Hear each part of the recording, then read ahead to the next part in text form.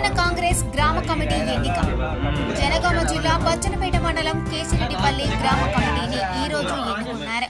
గ్రామ అధ్యక్షుడిగా బాల రమేష్, ప్రధాన కార్యదర్శిగా దర్శన్ రెడ్డి, ఉపాధ్యక్షులుగా బాల నర్సయ్య, చంద్రారెడ్డిలను, యూత్ విభాగంలో రహీం ఖాన్, సందీప్ భరత్లను ఎన్నుకున్నారు.